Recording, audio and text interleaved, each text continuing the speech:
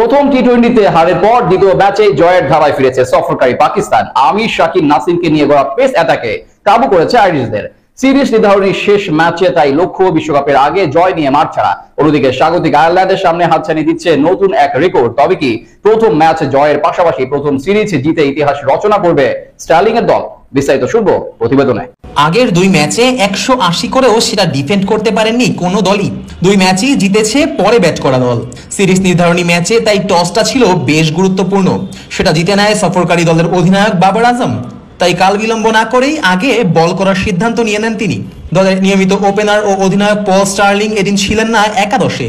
তাকে ছাড়া ইনিংসের শুরুটাও ভালো হয়নি স্বাগতিকদের। ম্যাচের তৃতীয় ওভারেই উইকেট তুলে নেন শাহিন শাহ আফ্রিদি।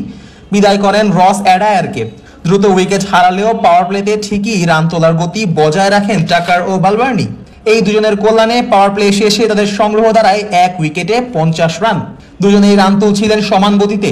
পাকিস্তানের বোলারদের ছেড়ে কথা বলছিলেন না কেউই।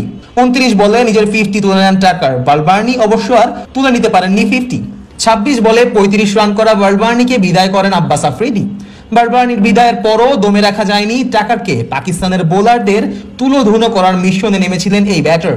তবে টাকারকে বিদায় করে পাকিস্তানকে ম্যাচে ফেরান ইমাদ ওয়াসিম। 41 বলে 73 রান করে বিদায় নেন এই ম্যাচে আয়ারল্যান্ডের হয়ে সর্বোচ্চ রান করা টাকার। 15তম ওভারে নীল রককে বিদায় করে আইরিশদের উপর চাপ সৃষ্টি করেন শাহিন। আমিরের শিকার হয়ে প্যাভিলিয়নের রাস্তা ধরেন ডকরেলো। কার্টিস ক্যাম্পারও পারেনি শেষ দিকে ব্যাট হাতে ঝলক দেখাতে। দলের ব্যাটারদের আসা যাওয়ার মিছিল অন্য প্রান্ত থেকে দেখতে থাকেন হ্যারি টেক্টর। শেষ পর্যন্ত টেক্টরের 20 বলে অপরাজিত 30 রানের ইনিংসে ভর করে 178 রান সংগ্রহ করে আয়ারল্যান্ড।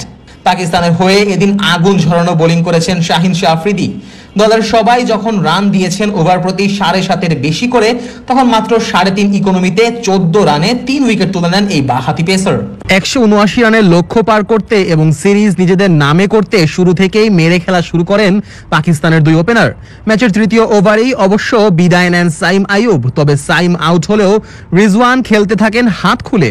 পাওয়ার প্লেতে 60 রান তোলা পাকিস্তানের 40 রানই আসে এই ব্যাটারের ব্যাট থেকে, তাও আবার মাত্র 18 বলে। পাওয়ার প্লে শেষে 30 বলে নিজের অর্ধশতক তুলে নেন রিজওয়ান। রিজওয়ানের দেখা দেখি খোলস ছেড়ে বের হতে শুরু করেন অধিনায়ক বাবর আজমও। 31 বলে তিনিও তুলে নেন 50। তবে রিজওয়ান ও বাবর দ্রুত বিদায় নিলে খানিকটা চাপে পড়ে যায় পাকিস্তান। কিন্তু বল হাতে চাপ ফেলতে দেরি করে ফেলে আয়ারল্যান্ড, যার ফলে জয় তুলে নিয়ে মাঠ ছাড়ে সফরকারীরা। এই জয়ে সিরিজ 2-1 ব্যবধানে জিতে নিল বাবর আজমের দল।